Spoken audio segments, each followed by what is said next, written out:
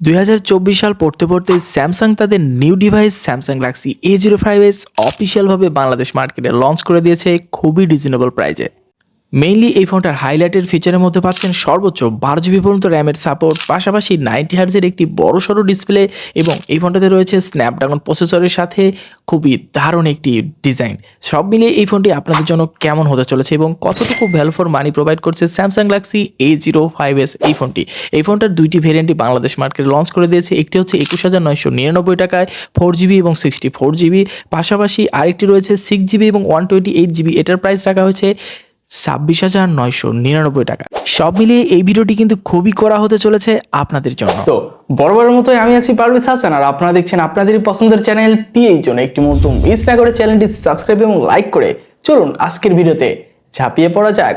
শুরুতে বলতে হয় ফোনটার ডিজাইন নিয়ে। ডিজাইন দেখলে যে কারো মাথা নষ্ট হয়ে যাবে, কারণ দেখতে একদম ফ্ল্যাগশিপের মতো এবং S23 অথবা A54 A34 একদম সিমিলার ডিজাইন এই ফোনটিতে। এছাড়াও এই ফোনটার তিনটি কালার ভেরিয়েন্টে বাংলাদেশ মার্কেটে অ্যাভেলেবেল রয়েছে। একটি হচ্ছে লাইট গ্রিন, একটি হচ্ছে ভায়োলেট এবং পরটা হচ্ছে ব্ল্যাক কালার। সো তিনটি কালারের যে কোনো একটি কালার আপনি যদি দেখেন আপনার মাথা নষ্ট হয়ে যাবে, এটা নিঃসন্দেহে।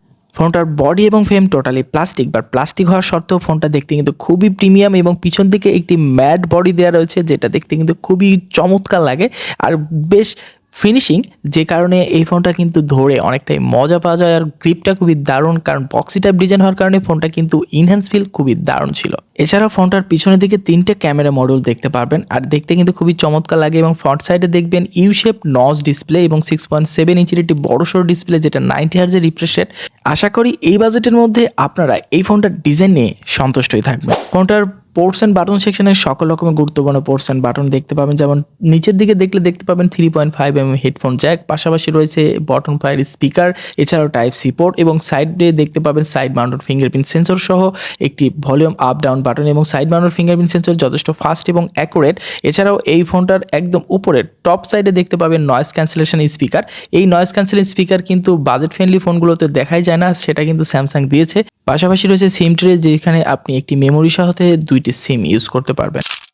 এবার আসা যাক ফোনটার ডিসপ্লে সেকশনে। ডিসপ্লে সেকশনে 6.7 ইঞ্চির একটি ফুল HD প্লাস রেজলিউশনের ডিসপ্লে ইউজ করা হয়েছে, যেখানে রেজলিউশন হিসেবে রয়েছে 1080x2400 পিক্সেল এবং এটার PPI ডেন্সিটি রয়েছে 393 PPI ডেন্সিটি।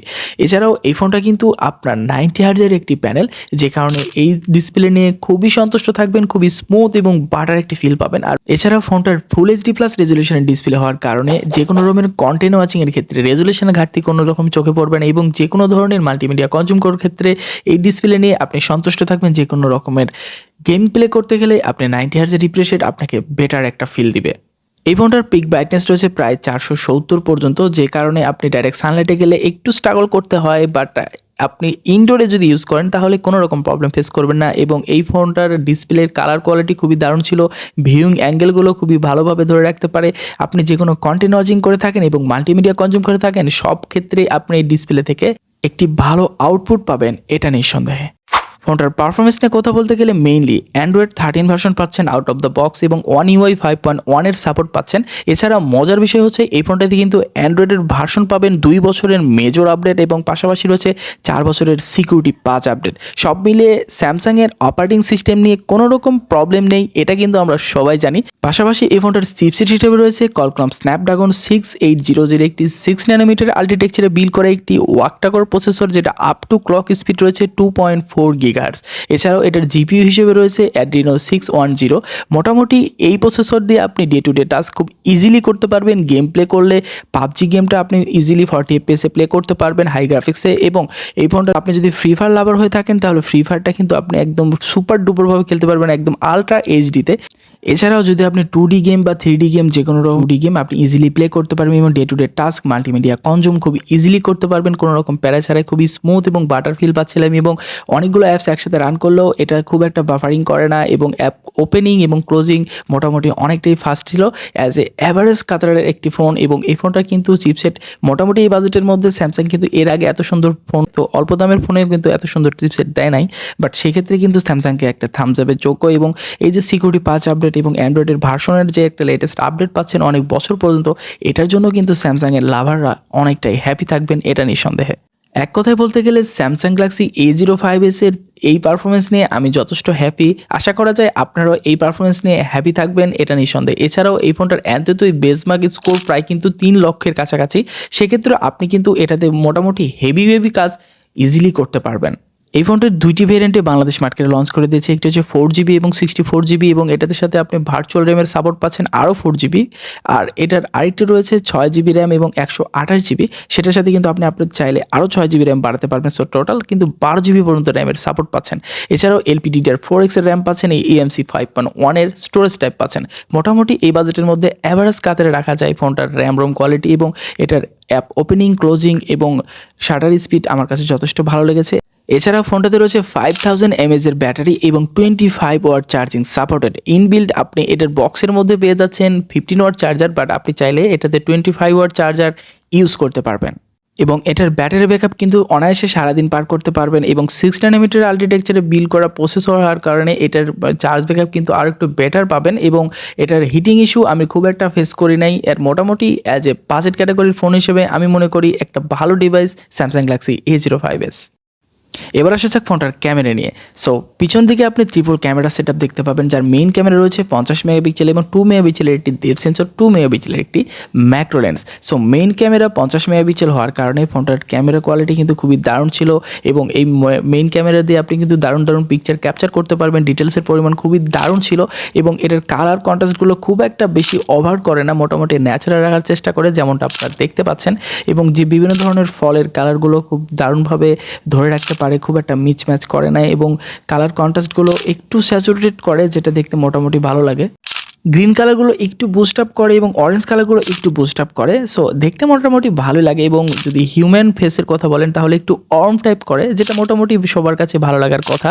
বাট আপনার ডিটেলসের পরিমাণটা খুবই দারুণ ছিল, মোটামুটি এখানে মিসম্যাচ করে না। এবং 2 মেগাপিক্সেল ডেপথ সেন্সর দিয়ে আপনি যদি এটা পিকচার ক্যাপচার করেন, এটা রেজোলিউশনগুলো খুবই দারুণভাবে ধরে রাখতে পারে, খুব একটা মিসম্যাচ করে না। বাট কিছু জায়গায় একটু মিসম্যাচ করে, সেটা সফটওয়্যার জনিত প্রবলেম। আমি মনে করি নেক্সট আপডেটের মাধ্যমে এটা সমাধান করার চেষ্টা করবে স্যামসাং। তো সব মিলিয়ে মেইন ক্যামেরা দিয়ে 50 মেগাপিক্সেল ক্যামেরার পিকচার কোয়ালিটি আমার কাছে যথেষ্ট ভালো লেগেছে। কালার কন্ট্রাস্টগুলো খুবই দারুণভাবে ধরে রাখতে পারছিল এবং 2 মেগাপিক্সেল ডেপথ সেন্সরের পিকচার কোয়ালিটি যেমন আপনারা দেখতে পাচ্ছেন, এটাও মোটামুটি ভালোর কাতারে রাখা যায়। এবং 2 মেগাপিক্সেলের ম্যাক্রো লেন্সের কোয়ালিটি মোটামুটি অ্যাভারেজ, এটাতে খুব একটা বেশি এক্সপেকটেশন করার উচিত হবে না আপনাদের। এছাড়াও ফ্রন্টে যদি আপনি দেখেন তাহলে 13 মেগাপিক্সেলের সেলফি ক্যামেরা পাচ্ছেন। এটা কিন্তু এই বাজেটের মধ্যে বেশ ভালো, কারণ এর আগে কিন্তু আমরা মেনলি দেখেছি 5 মেগাপিক্সেল, 8 মেগাপিক্সেল। সেক্ষেত্রে কিন্তু এটা বেশ কিছুটা ইমপ্রুভমেন্টস দেখার চেষ্টা করেছে স্যামসাং। তো 13 মেগাপিক্সেল প্রাইমারি ক্যামেরা দিয়ে মোটামুটি ভালো রকমের পিকচার ক্যাপচার করতে পেরেছি। এটার ডিটেলস পরিমাণ খুবই ভালো ছিল এবং মানে ফেস ডিটেকশন খুবই দারুণভাবে ধরে রাখতে পারে। এখানেও যদি আপনি পোর্ট্রেট মোড দিয়ে পিকচার তোলেন, এটাও ডিটেকশন মোটামুটি ধরে রাখার চেষ্টা করে এবং ডিটেলস এবং এটার যে ফেস কোয়ালিটি, এটা খুব একটা বেশি ফ্যাকাশে বা ফর্সা করে দেয় না, মোটামুটি ন্যাচারাল রাখার চেষ্টা করে, সবার কাছে ভালো লাগার কথা।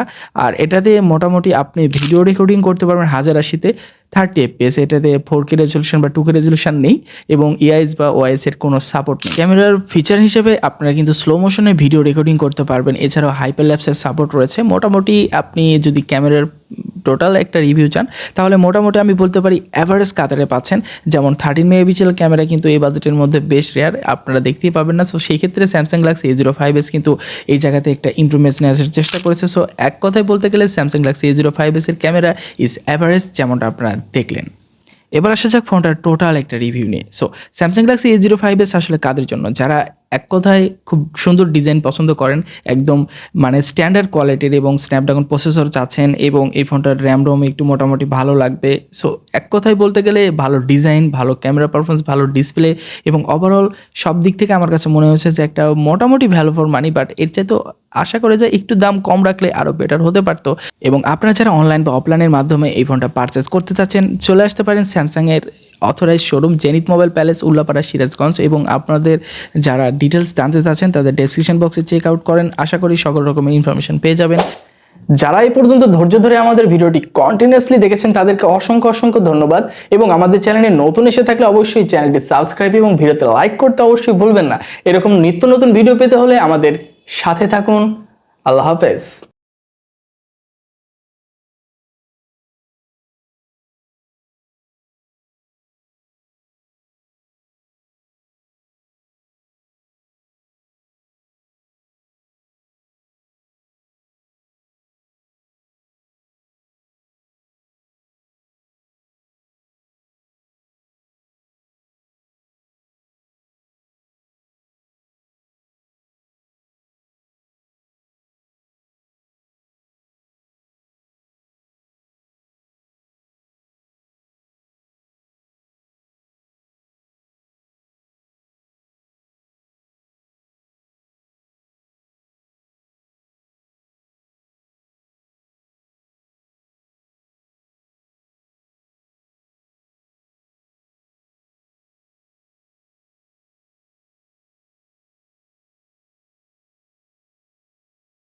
সো আজকের মতো এই পর্যন্ত দেখা হবে নতুন কোনো ভিডিওতে। সে পর্যন্ত ভালো থাকবেন, সুস্থ থাকবেন।